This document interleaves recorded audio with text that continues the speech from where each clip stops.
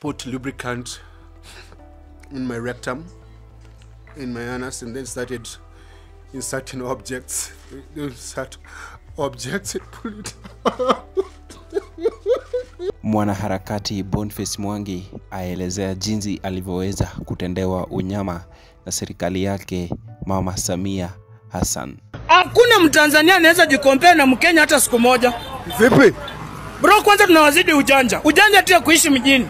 Vita vya online vyazidi kuendelea baina ya Kenya na Tanzania. Wabunge waliotoa kauli za matusi na dharau dhidi ya wanaharakati hao wafikishwe mbele ya kamati ya haki. Wabunge ambao walishiriki kwenye bunge la Tanzania hivi majuzi na kutupa cheche za maneno kuhusu Kenya pamoja na wanaharakati ambao waliweza kuzuiliwa kule Tanzania wapatikana na mashtaka ya kutupa cheche za maneno.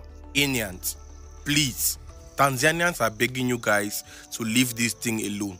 Mataifa mengine kama Nigeria yaingilia vita vya Kenya na Tanzania na kusema kuwa Wakenya waweze kuwasamehe wana Tanzania.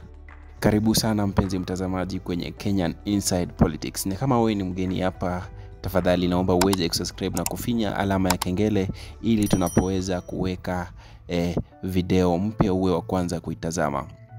Mwanaharakati Boniface Mwangi na Agatha waweza kuzungumzia jinsi walivyoweza kufanyiwa na serikali yake Mama Suluhu. Waelezea unyama ambao waliweza kutendewa na askari ambao walikuwa wamepatiwa ruhusa ama orders kuweza kuwatendea unyama huo.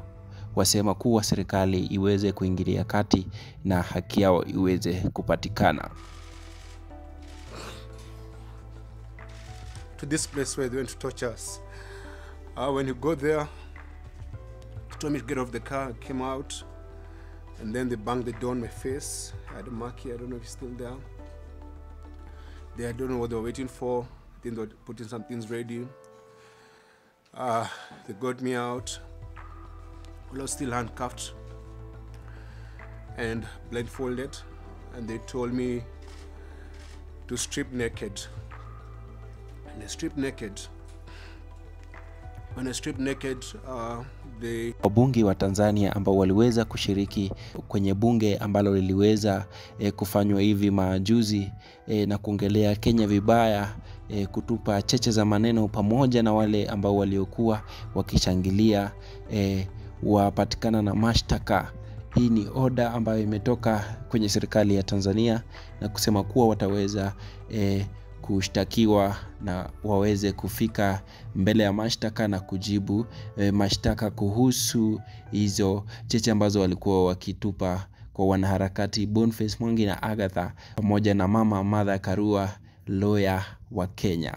Wabunge waliotoa kauli za matusi na dharau dhidi ya wanaharakati hao wafikishwe mbele ya kamati ya haki ya maadili ya bunge kwa mujibu wa maelezo ya spika wa bunge. Ikiwa kweli kauli hizo sio msimamo rasmi wa bunge, hii ni pamoja na bunge zima ambalo lilishangilia na kupiga makofi kwamba maneno yanayosemwa na hao wabunge ni maneno ambayo yanastahili. Kwa hiyo bunge lichukue hatua kwa wale ambao wamezungumza haya maneno ya kadhia na dharau na karaha na kudhalilisha utu wa mtu kwa hao wabunge ambao ni Taundila Galao ambaye alizungumza na ndugu Mariam Omar Saidi. Hawa wachukuliwe hatua. Hapo ndipo tutaona kwamba ni kweli bunge alihusiani na matamko ambayo wabunge wameyatoa.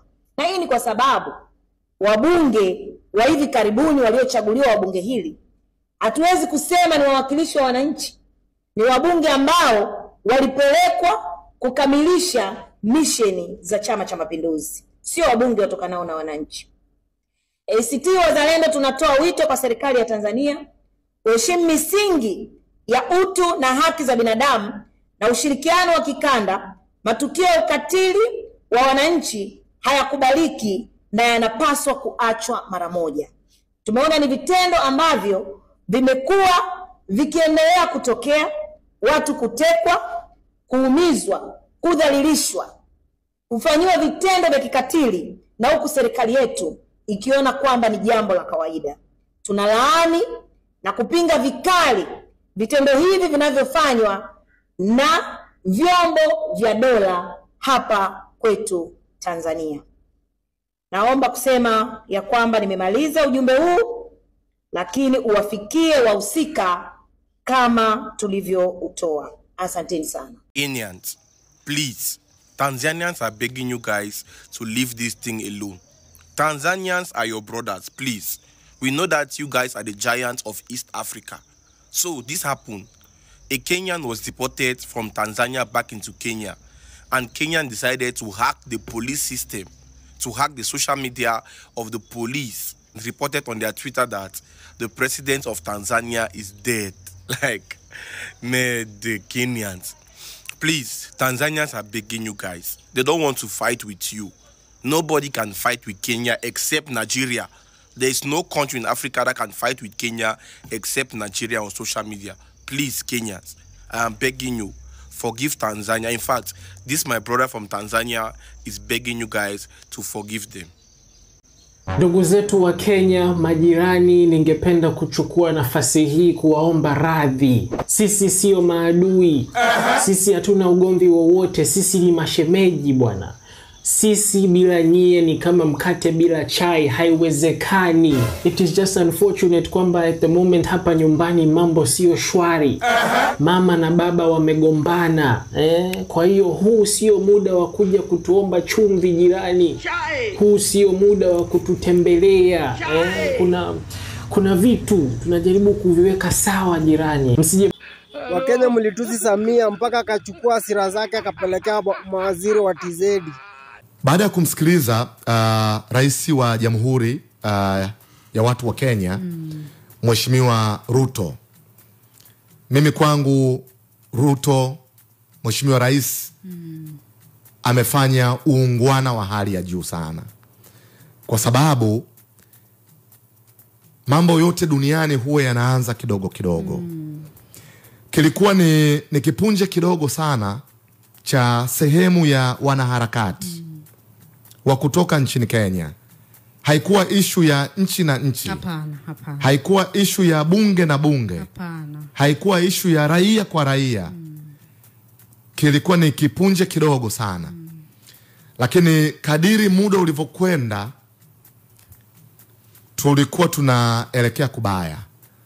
Pale ambapo kuna mihimili ya nchi, kuna discussion zikaendelea, na kuna vitu ambavyo vilizungumzwa na baadhi ya representatives havikuwa kiukweli na sura nzuri ya kifamilia, ya kindugu, ya kijirani, na watu ambao wamekaa pamoja kwa muda mrefu sana. Kwa hiyo kwa kauli iliyotolewa na Rais Ruto, mimi kwangu ni kauli ya kishujaa sana kutoka kwa Mr. President. Lakini wacheni tu tuseme ukweli. Wacheni tuseme ukweli. Wakati Ruto wanaposimama na kusema wale watu wa kabila, wale watu wa siasa kila siku, wale watu ni wa kabila, wale watu wa kutenganisha wa Kenya, wale wetu hawana agenda, wale watu ambao walishindwa na kazi, wale watu ambao ni watu wa kuleta siasa kila siku. Alafu wanacheka. Yani ile kicheko unafikianga ni kicheko ya kinaya. Kinaya. You know when somebody talks and then unasikia hivi amecheka, you should be very careful. You should be very careful. Na mtu anaongea hivi then anacheka. Wakati Ruto anasema wale watu, hasemi Rigathi, sio Rigathi anasema, haongei kuhusu Rigathi, anaongea kuhusu Mkikuyu. And everybody knows. Mjaluo, Mkale, Mkamba, mwenye anafanyanga kazi na Mkikuyu anajua Mkikuyu si mkabila. Mkikuyu si mkabila, mnafanya kazi na yeye vizuri sana. Bila vita. Mnafanya kazi vizuri sana. anakulipa mshahara yako. Mnafanya kazi vizuri sana. Hata mahali mimi nafanya kazi na kabila zote. Na hakuna mtu ati mnaitana majina ama nini. Lakini Ruto kazi yake akisimama, wale watu ni akina nani? Ni Mkikuyu tu. Anasema kuhusu Mkikuyu kwa sababu anataka kura za community zingine. You should be very careful. You should be very very careful kutenganishwa kama wa Kenya. Hakuna Mtanzania anaweza jikompea na Mkenya hata siku moja. Vipi? Bro, kwanza tunawazidi ujanja. Ujanja tu ya kuishi mjini. Ukienda tu uchukue tu wezi wenye wanachomwanga simu archives wamwage tu hivi Dar es Salaam. Dar es Salaam inaibiwa yote. Si wa Kenya ni mbaya bro.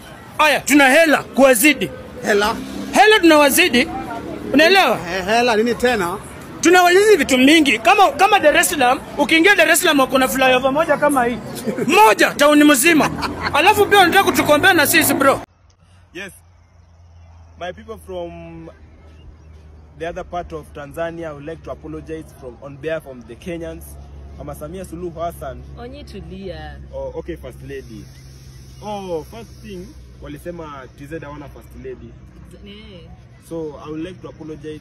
Kenyans wanakuanga hivyo, Mama Samia Suluhu Hassan. Pia mimi wamenibandika majina, wameniambia Kasongo ni 5 tena, hakuna 5 ingine tena, naenda 5 peke yake. So, I would like to just apologize. Wakenya tunaomba tu muacheni Mama Samia Suluhu Hassan afanye kazi yake kwa bidii. Napenda kusema natamani kuwa Mkenya, najihurumia kuwa Mtanzania. Kizungu hatujui kukiongea. Mwanamke wetu wa kwanza ni mwanaume. Hatuna hata barabara ya rami. Angalia barabara kwenda Ikulu. Ndio hiyo barabara. Mimi hata hatuna vibes kateli. Kenya manadi vibes kateli. Mimi nitajitia kitanzi ndugu zangu. Nitajitia rais wetu tumeshindwa kufanyia kitu. Kenya walimpiga rais wao mwanaume na kiatu. Sisi wetu mwanamke tumeshindwa kufanya lolote. Usijaribu hiyo. Mimi hapana. Mimi heshima kwa rais. Heshima kwa rais. Huyu dikteta huyu. Heshima kwa rais. Kwanza mwanamke. Sasa basi mimi niacheni basi nijitie kitanzi. Hapana. Kama pozea kujitia pia usijitie. Nitajitia kitanzi.